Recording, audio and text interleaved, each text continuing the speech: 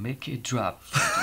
Bonjour à toutes et à tous. Aujourd'hui, je suis avec Pépé. Comment ça va? Tu m'entendais pas? Bah moi j'étais en train d'écouter de la zik, quoi. Normal, c'est un peu la thématique. Bonjour Arnaud, bonjour tout le monde.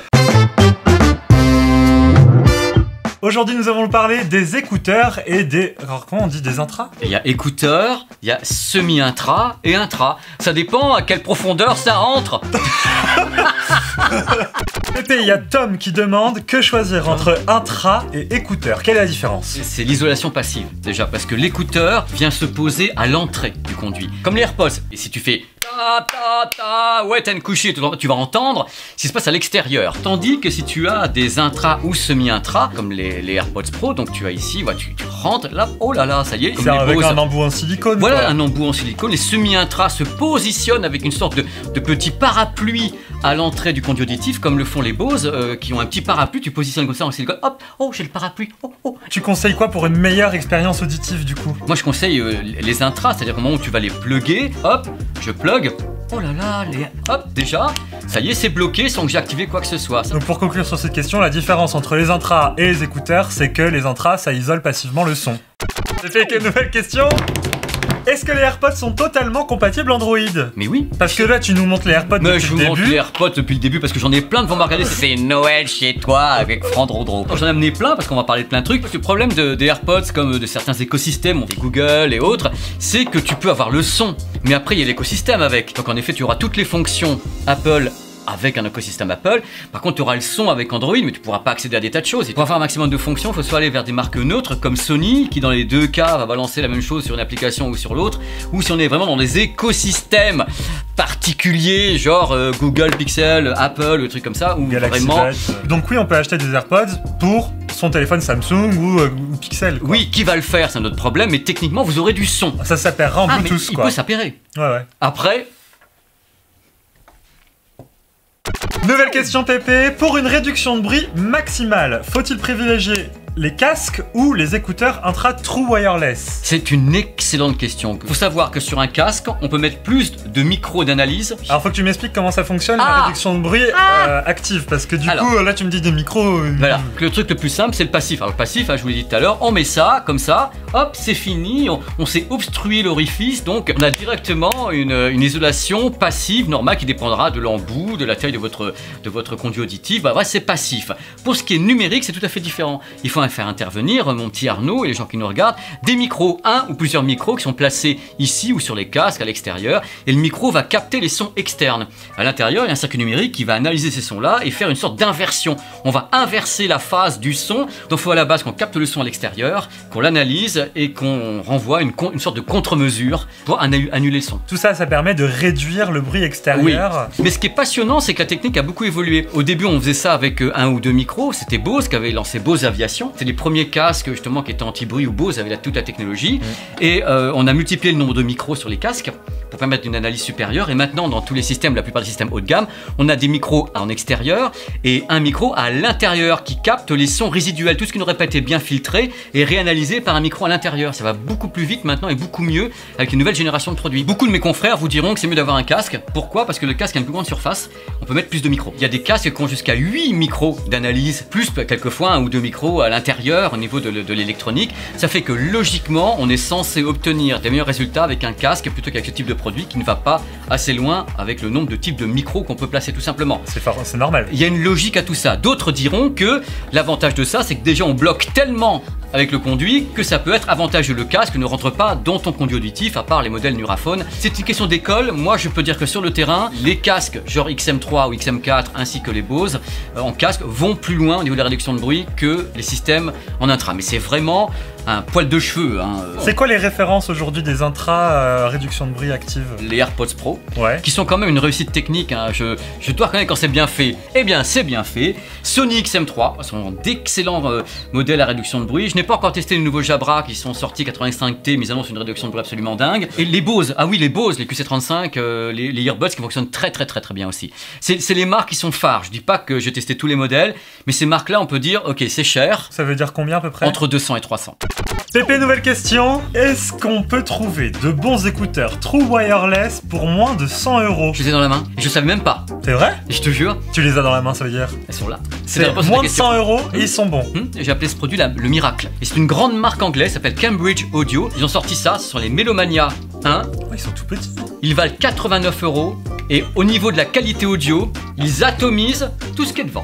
Un vrai son hi-fi sur des produits qui n'auraient pas dû pouvoir être hi-fi. C'est du Bluetooth. Je me porte garant pour ce produit parce que je les ai découverts moi-même et j'ai dit non d'un petit bonhomme à roulette, c'est vraiment le produit pour les gens qui veulent pas se prendre la tête, qui veulent un bon petit son sympa avec leur smartphone, leur Apple, leur machin, c'est tellement beau.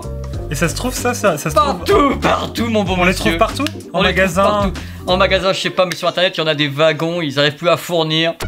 Pépé, nouvelle question, et je crois que celle-là, je l'ai reçue au moins 70 voire 80 fois. Je sais que tu vas t'énerver. Non, j'ai jamais eu de cheveux, c'est ça votre question. J'ai jamais eu de cheveux. Ça vous fait plaisir maintenant, messieurs, dames, merci. Vaut-il mieux acheter les Galaxy Buds, les Galaxy Buds Plus ou les Galaxy Buds Live? Reviens, Pépé. C'est une question qui mérite une désinfection. Je pense qu'il y a beaucoup de gens dans le monde qui ont des téléphones Samsung, c'est la base. Raison, mais donc ils ont des Galaxy, ils se disent bah, je vais acheter les Galaxy Buds, qui sont les écouteurs de la marque, et donc tu te dis c'est pratique. Qu'est-ce que tu conseilles? Est-ce qu'ils sont bons? Parce que tout le monde me demande. Dans ce que tu viens de me dire, moi c'est les Buds Live que j'enlève. Les derniers qui sont sortis les là. derniers. C'est en forme d'haricot. Moi je préfère dire les Buds Plus. J'étais assez séduit par les Buds Plus, surtout avec les mises à jour, avec l'application et autres. Il n'y a pas de réduction de bruit active. Hein. Non, mais sincèrement la réduction de bruit passive est vachement bien. Ouais. Et c'est pour ça que j'ai pas compris ce qui s'est passé avec les Buds Live, étant donné que j'ai bien aimé les Buds Plus, donc je dis c'était lancé. Pourquoi pas balancer derrière directement un produit avec une réduction de bruit, avec le même form factor, et avoir un produit qui était un concurrent des Bose, qui était un concurrent des AirPods Pro, des Sony. Je veux dire, pourquoi avoir fait ça? On a l'impression que c'est une sorte d'osselet cadeau pour filer avec les gens qui voulaient un note, mais que c'était pas un vrai produit quoi. Ouais. Tandis que les Buds Plus, moi, pour moi c'est un vrai produit. Donc on peut répondre qu'on peut aller vers des Galaxy Buds Plus sans souci, c'est des bons produits, pas trop chers. Ah oui, pour le tarif. Ah oui, surtout que l'application évolue. Ah oui, je réponds oui. Pépé, j'ai beau acheter des intras, même les plus chers, je n'arrive pas à avoir un son d'appel correct. Alors ça, c'est vrai. Je vais t'expliquer quelque chose, Arnaud. L'avantage du kit filaire, que tout le monde dit, oui, ok boomer, machin, truc. Ah, t'es là, hop, ce qui se passe, regarde où est ton micro. Il est sur le fil là. Et la plupart du temps, quand tu parles, tu fais quoi? Tu le tiens. Et là, maintenant, on se dit, tiens, oh là là, c'est bien, on a ça ici, et tout le tremblement. Et où est le micro? Bah, il est évidemment dans l'appareil. Et où tu parles? Par là. Donc forcément. Donc fatalement, qu'est-ce qui va se passer? Bah tu parles là, alors bien sûr, la meilleure solution ça reste quand même la tige, c'est-à-dire la tige c'est ce qui va se rapprocher le plus de ta bouche. Mais globalement, je ne connais aucun système qui permette, quand on a la voix qui sort par là, de capter correctement alors qu'on est complètement ici. C'est un problème acoustique de base, quand on pourra rien y faire, jamais rien y faire ça. Il n'y a pas mieux que le kit filaire avec le micro là. On peut pas faire mieux pour le moment. Mais on fait des progrès. On fait des progrès. On fait des progrès? Oui. Ok. On fait des progrès. Nouvelle codec aptX, LDAC, AAC, etc. Est-ce que ça change vraiment la qualité sonore quand on écoute sa musique sur Deezer ou Spotify? Alors, sur Deezer et Spotify, non. Alors, je vais expliquer calmement. Oui, ne t'énerve pas parce que sinon je vais changer la couleur du fond. Mets du rouge. On peut changer le fond ici, regardez. Là c'est quand je commence à voir rouge. Explication dans le rouge. Alors d'abord, faut savoir que le son qui est balancé par le Bluetooth doit entrer dans des cases de codec audio. Alors les codecs Bluetooth basiques sont les suivants. C'est le SBC et le AAC. Ce sont les deux codecs audio Bluetooth les plus utilisés dans le monde entier. Ils correspondent à une qualité qui est relative peu ou prou au MP3. Il faut savoir un truc important, c'est que même si sur votre smartphone vous avez un fichier en qualité CD ou un fichier en qualité 24 bits, si vous utilisez le Bluetooth avec ces deux codecs là, ces fichiers sont ramenés en MP3 pour être envoyés en Bluetooth. Je vais dire un truc, prenez-le bien, quel que soit le codec audio du Bluetooth, ils sont tous compressés avec perte de données. Il n'y a aucun codec audio qui maintient l'intégralité d'un signal en qualité CD. On compresse. Mais la compression la plus forte est avec le SBC. Le AAC, elle est là, mais elle est, moi je trouve, agréable. Et après on passe aux autres codecs qui sont aptX.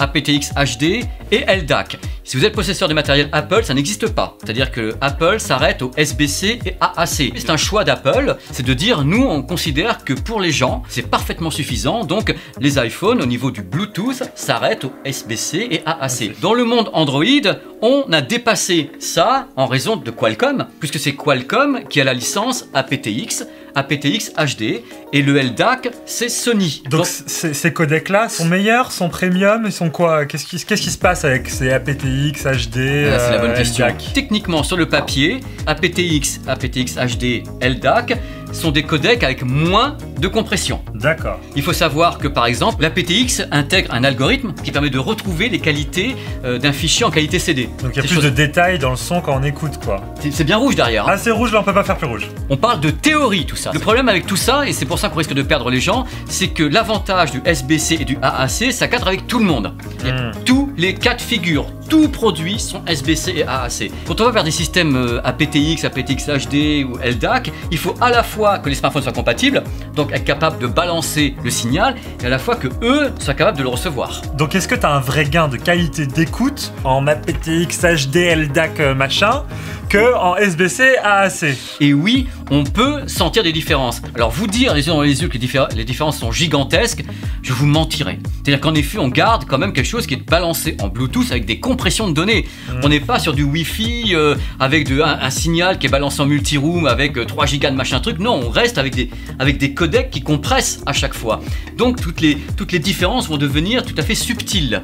D'accord. Donc c'est pour ça que la plupart des marques considèrent malgré tout en Bluetooth que, à mon sens, le AAC fait vachement bien l'affaire. J'ai autour de moi des gens dans la communauté qui vont dire je vais pas prendre un produit s'il n'est pas aptX, mais je rappelle quand même qu'on reste en Bluetooth et que le Bluetooth n'a pas des performances étonnantes. Il va pas très très loin, il s'écroule au bout de 5 mètres. Le Bluetooth reste limité techniquement. C'est dur tout ça. Je repasse au bleu parce qu'on a fini les explications. J'en tousse de joie. Pépé, une nouvelle question, et celle-là je pense qu'on a dû te la poser beaucoup parce que récemment on t'a vu en possession, ou en tout cas en contact avec des écouteurs ou des intras, je ne sais pas ce que c'est, qui ont été fabriqués par la marque française très prestigieuse Devialet. Yes. Alors là on me demande qu'est-ce que valent les écouteurs de Devialet. Alors la question est légitime, seulement voilà, le problème c'est que nous on n'a pas eu les exemplaires définitifs encore. Moi j'ai un produit qui est fonctionnel mais non définitif. Je vais pas tester un produit qui n'est pas définitif, il sort à la fin du mois de novembre. Je doute qu'avec l'aura de Devialet, ils aient pondu une merde. Devialet est quand même une marque qui n'est pas récente. Je crois que les jeunes ont découvert cette marque avec les Phantom, avec les réacteurs. Elles sont magnifiques ces enceintes. Et voilà, alors merci, elles sont magnifiques. L'aura est née du fait que Devialet a lancé un produit qui était disruptif. On n'avait pas fait ça. Vraiment, c'est-à-dire lancer un produit à 2000 €, qui est une sorte de boulasse moderne, une sorte de tête d'alien, avec un son qui était très dynamique, un son qui était vraiment avec du grave, c'est vraiment très boum boum, et c'était quelque chose de nouveau. Donc Devialet a acquis cette aura de marque capable de faire un truc qui est esthétique, quelque chose de rentre dedans, qui n'a pas cette connotation hi-fi qu'elle aurait dû avoir, parce que c'est une marque de hi-fi à la base. Ouais. Et elle s'est débarrassée du côté hi-fi avec un produit iconique. Et donc là, ils sortent leurs intras. Avec réduction de bruit numérique. Ils essayent de casser un peu les codes ou pas?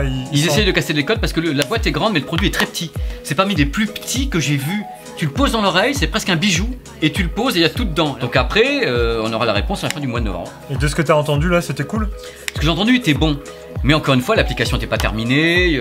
Oui, ils sont encore en développement. Moi, c'est difficile pour moi en tant que journaliste de dire j'ai écouté les Devialet. Je peux dire j'ai commencé à écouter. Et ça avait l'air d'être correct. À combien, tu sais ou pas le prix? 299 €. C'est un prix rentre dedans, hein, ça vient en choc frontal des Apple, Sony et autres. Hein, et vling. Là, je vais enchaîner. On va faire 4 questions. Tu réponds oui, non, ok? Non. Pépé, est-ce que tu conseilles les Jabra Elite 85T? Oui. Est-ce qu'il faut que j'achète les Honor Magic Earbuds? Ça va, c'est correct, c'est pas non plus... mais c'est correct. Faut-il que j'achète les Pixel Buds? J'aime pas tout au niveau de l'audio, mais je lui reconnais une qualité extraordinaire, ça tient bien dans l'oreille, c'est bien fichu. L'écosystème avec Google est extrêmement bien fait.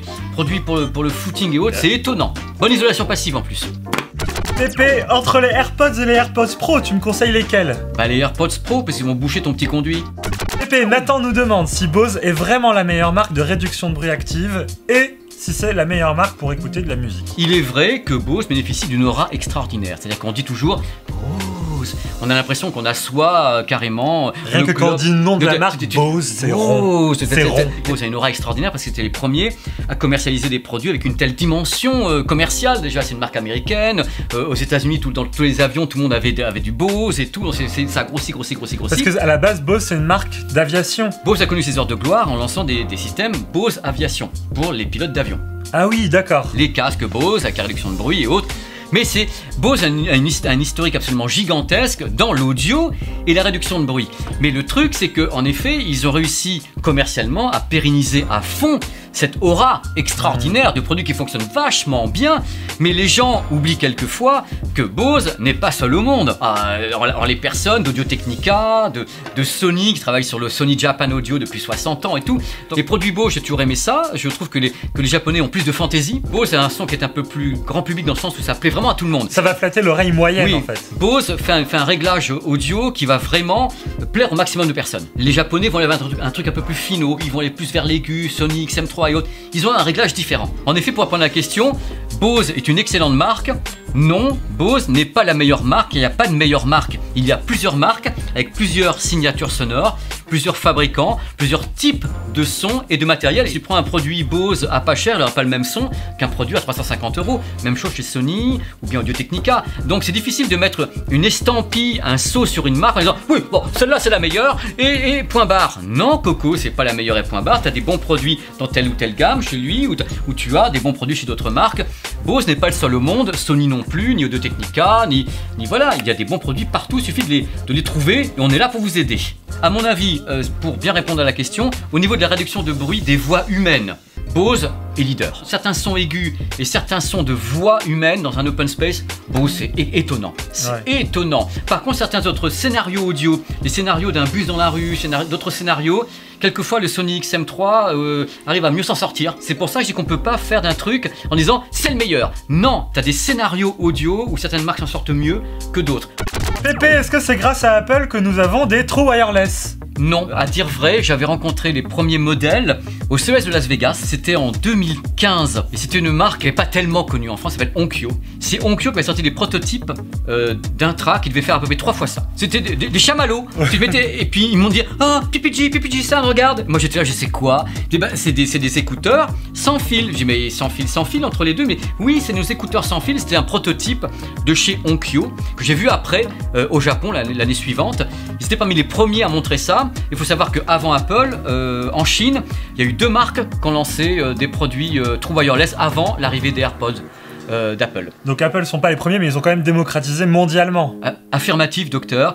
Pépé, tu fais bien de mettre tes lunettes parce que c'est pas à Pépé le journaliste que je veux parler, c'est à Pépé le docteur que je veux parler. Pépé, est-ce que les écouteurs et les intras sont nocifs pour la santé de nos oreilles? Tout est une question de puissance. Un truc que les gens doivent savoir et qui est inconnu, c'est que l'avantage numéro 1 des intras et de tous les systèmes anti-bruit, c'est qu'ils sont bons pour tes oreilles. Et je vais vous expliquer pourquoi. Parce que les systèmes qui ne sont pas anti-bruit, quand on est avec du bruit, on a tendance à monter le son. Ah bah oui. Pour compenser le fait qu'on entend mal la musique. Par contre, sur un système anti-bruit, on montera moins le son, puisqu'on est plus pollué par ce qui se passe dehors. Donc on préserve ses oreilles en ayant de l'anti-bruit. Moi je dis que le seul truc à savoir, c'est à quel moment vous allez être inconfortable ou à quel moment ça va saturer. Il faut arrêter avant tout ça. Si vous sentez que même à faible volume ou un truc comme ça commence à vous agresser, stop. Deuxième truc important, l'oreille s'habitue à un son qui est fort. J'explique. Imaginez, vous avez des intras où directement vous avez mis là le son fort. Il est fort, faites ça. Oh, c'est fort. Oui. Vous baissez le volume. Vous mettez vos intras. Vous commencez à monter le volume. Ça commence à monter, vous arrivez à un niveau normal. 3 minutes après, ça ne sera pas assez fort. Votre oreille s'est habituée, vous allez monter le volume. Et vous allez arriver, si vous y prenez mal, au truc de tout à l'heure où vous avez fait ça, mais entre temps, vous serez habitué au niveau audio. Et donc, il faut vraiment faire attention à ses oreilles. C'est comme les dents, quand vous les pétez, ça repousse pas. Et c'est pas jouer au K-Boomer que vous dire que, bon, baissez un peu le son, vous l'écouterez le plus longtemps possible comme ça. Vous arriverez comme moi à Milan avec des oreilles impeccables, avec une bande passante qui va jusqu'à 150 000. J'entends même les chauves-souris péter, j'entends. Tellement j'ai des oreilles incroyables. J'entends le bruit d'une cigarette qui tombe à l'arrière d'une pièce à 15 mètres de moi. Merci Pépé en tout cas d'être venu pour répondre à toutes les questions, c'était super.